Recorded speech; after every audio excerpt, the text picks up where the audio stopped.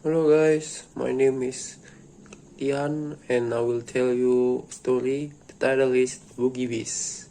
Let's check it out.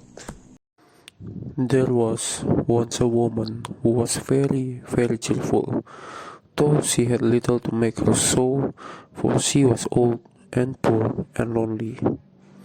She lived in a little bit of a cottage and earned a scant living by running errands for her neighbors, getting a bite here, a soup there, as reward for her services. So she made shift to get on, and always looked as bright as cheery as if she had not a want in the world. Now one summer evening, as she was trotting, full of smiles as ever, along the high road to her hovel, what should she see but a big black pot lying in the ditch? "Goodness me!" she cried. "That would be just the very thing for me if I only had something to put in it, but I have not. Now, who could have left it in the ditch?" And she looked about her, expecting the owner would not be far off, but she could see nobody. "Maybe there's a hole in it," she went on, "and that's why it has been cast away. But it would do fine to put a flower in for my window, so I will just take it home with me." And with that, she lifted the lid and looked inside. "Mercy me!" she cried, very amazed. If it isn't full of gold pieces, here's luck." And so it was, brimful of great gold coins. Well, at first she simply stood stock still, wondering if she was standing on her head or on her heels. Then she began saying, "Looks, but I do feel rich. I feel awful rich." After she had said this many times, she began to wonder how she was to get her treasure home. It was too heavy for her to carry, and she could see no better way than to tie the end of her shawl to it and drag it behind her like a go-kart. "It will soon be dark," she said to herself as she strode along. "So much the better. The neighbors will not see what I am bringing home, and so I shall have all the night to myself and be able to think what I will do. Mayhap I will buy a grand house and just sit by the fire with a cup of tea and do no work at all like Queen.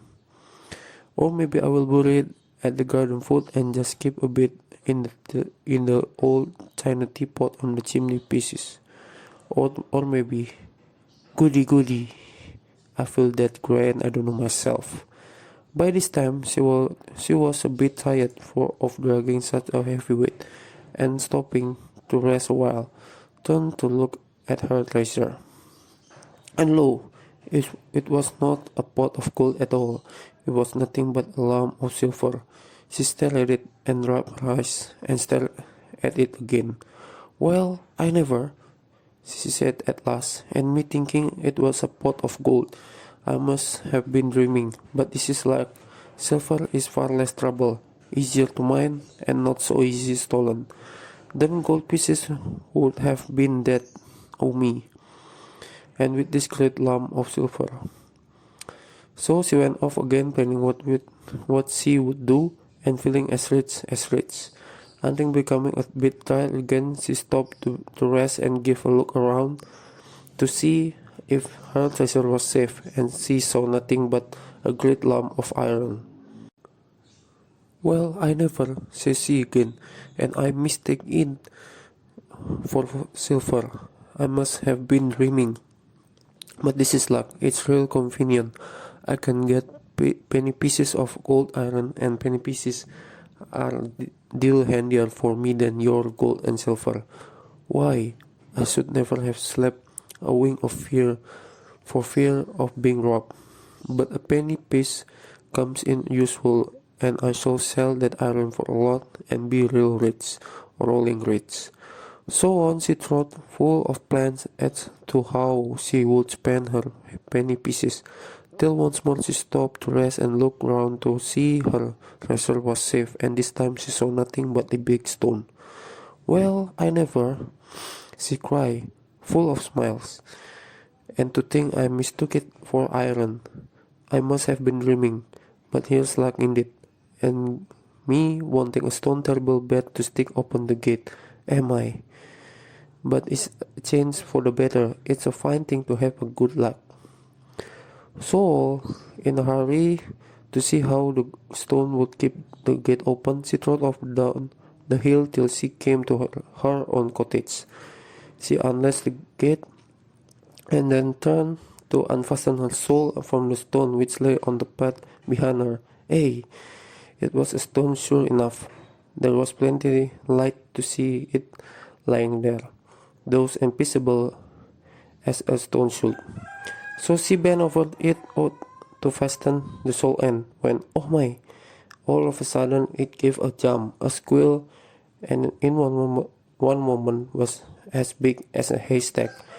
Then it lay down 4 great lanky legs and threw out 2 long ears, nourished a great long tail and roamed off, kicking and squealing and whinnying and lowing like a naughty, mischievous boy.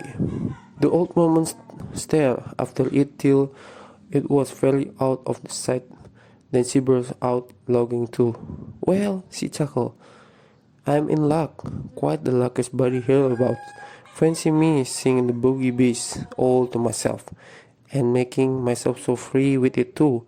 My goodness, I do feel that uplift, that grand. So she went into her cottage and spent the evening chuckling over her good luck. So, what is great about the story? So, the old lady in this story is one of the most cheerful characters anyone can encounter in English fiction.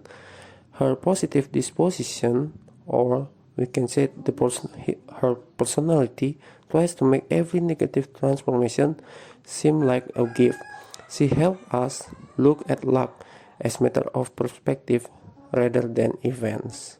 So that's all for story today. Thank you. Have a nice day.